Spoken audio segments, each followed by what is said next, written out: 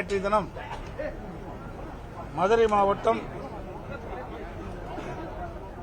மேலூர் சட்டமன்ற தொகுதிக்கு உட்பட்ட நாக்கிற்பட்டி மற்றும் சுற்று வட்டாரத்தில் உள்ள கிராமங்களில் டங்ஸ்டன் சுரங்கம் அமைப்பதற்கு மத்திய அரசு ஒப்பந்த புள்ளி அறிவிக்கப்பட்டு இறுதி செய்யப்பட்டு அதன் விளைவாக அப்பகுதி மக்கள் ஆர்ப்பாட்டம் போராட்டம் நடத்தியதன் விளைவாக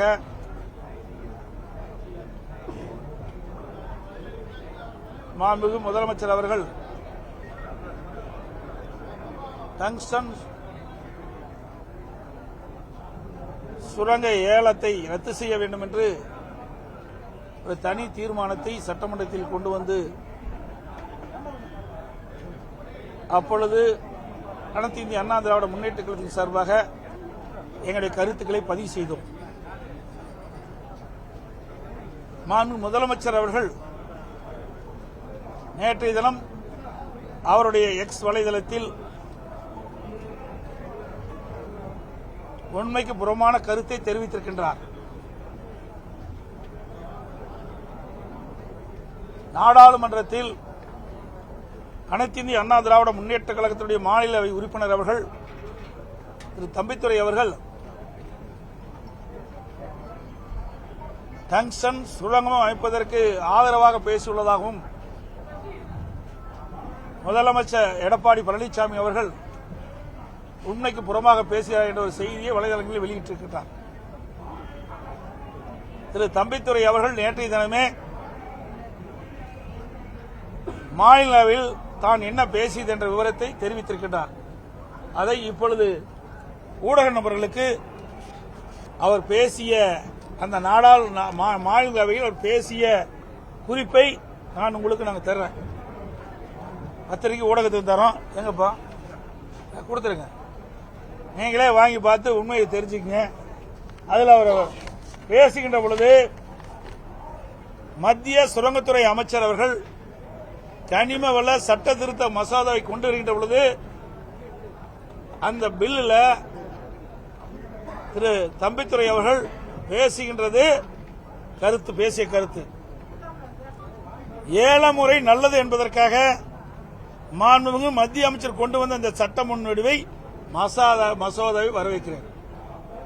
இதில் பல நல்ல அம்சங்கள் உள்ளன. ஏல முறையில் எந்தவிதமான முறைகேடுகள் நடைபெறுவதற்கும் வாய்ப்புகள் இல்லை என்பதால் நாங்கள் ஏல முறையின் குத்தகை உரிமை வழங்குவதற்கான சிறந்த முறை, ஆதலால் அதை நாங்கள் வரவேற்கிறோம் சொல்றார்.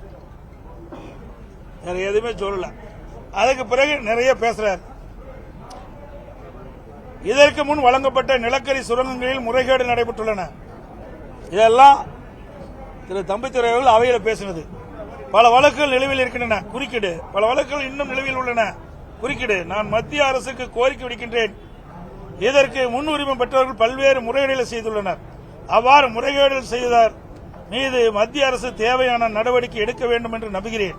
குறுக்கீடு. நான் இங்கு மற்றொரு முக்கியமான விஷயத்தை குறிப்பிட விரும்புகின்றேன். தமிழ்நாட்டில் நெய்வேலி லிக்னைட் கார்ப்பரேஷன் உள்ளது.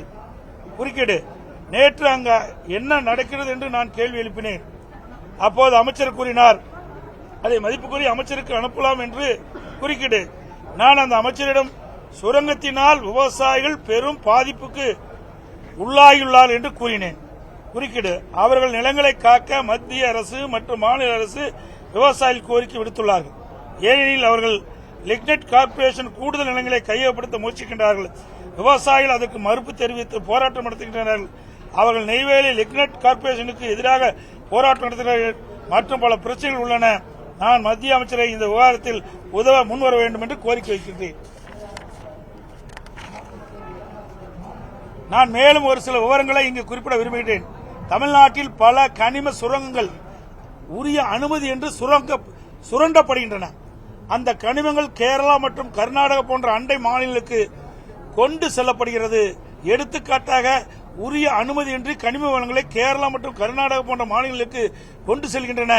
மணல் மாபியாக்கள் அங்கு இத்தகைய செயல் ஈடுபடுகிறார்கள் என்று மக்கள் கூறுகிறார்கள். எனவே நான் மத்திய அரசுக்கு கோரிக்கை விடுக்கின்றேன், இந்த குற்றச் செயலில் ஈடுபவர்களுக்கு எதிராக நடவடிக்கை எடுக்க வேண்டும் என்று கோருகிறேன். இதுபோன்ற சட்டவிரோத கனிம சுரண்டல்கள் நடைபெறுவதால் மத்திய அரசு அவர்களுக்கு எதிராக உடனடி நடவடிக்கை எடுக்க கோருகிறேன்.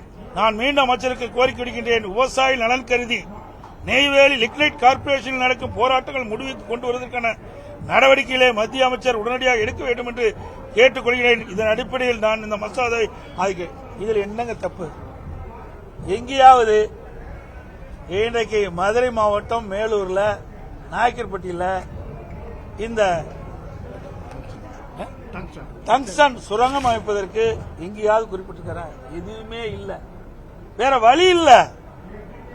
திராவிட முன்னேற்ற கழக அரசு இதில் அலட்சியமாக இருந்த காரணத்தினால் இன்னைக்கு டங்ஸ்டன் சுரங்கம் அமைப்பதற்கு மத்திய அரசு நடவடிக்கை எடுத்திருக்கு. அதை மறைப்பதற்கு எங்க மேல் குற்றம் சொல்லி தப்பிக்க பாக்குறாங்க. இது இந்திய அளவில் இந்த மசோதா கொண்டு வந்திருக்கிறாங்க, தமிழ்நாட்டுக்கு மட்டும் இல்ல. அப்ப கொண்டு வருகின்ற பொழுது ஒரு பொதுவான கருத்தை எங்களுடைய நாடாளுமன்ற சொல்லியிருக்காரு. இதற்கு முன்பு பாத்தீங்கன்னா யூபிஏ ஐக்கிய முற்போக்கு கூட்டணி ஆட்சி அமைந்தது. யூபிஏ ஐக்கிய முற்போக்கு கூட்டணி ஆட்சி அமைந்தது. அப்பொழுது அவர்களுக்கு யார் வேண்டிப்பட்டவர்களோ அவர்களுக்கு இந்த கனிம சுரங்கத்தை கொடுத்தாங்க. அப்ப அரசாங்கத்துக்கு வருகின்ற வருவாயெல்லாம் போயிட்டது, பெரிய ஊழல் நடந்தது. அதற்கு பிறகு என்டிஏ அரசாங்கம் வந்த பிறகு அதை மாற்றி ஏல முறையில் கொண்டாந்தாங்க. ஏல முறையில் கொண்டு வருகின்ற பொழுது யார் வேணாலும் ஏலத்தில் கலந்து கொள்ளலாம். யார் அதிகமா ஏலத்தில் எடுக்கிறாங்களோ அவர்களுக்கு தான் அந்த உரிமை வழங்கப்படும். அப்போ அந்த வருவாய் அரசாங்கத்துக்கு வருது.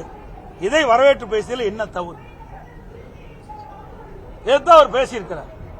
ஆனால் இன்றைய முதலமைச்சர் திரு ஸ்டாலின் அவர்கள் வேண்டுமென்றே திட்டமிட்டு எங்கள் மீது அவதூறு விளைக்கின்ற விதமாக வலைதளங்களே இப்படி தவறான செய்தி பரப்பியிருக்கிறார்.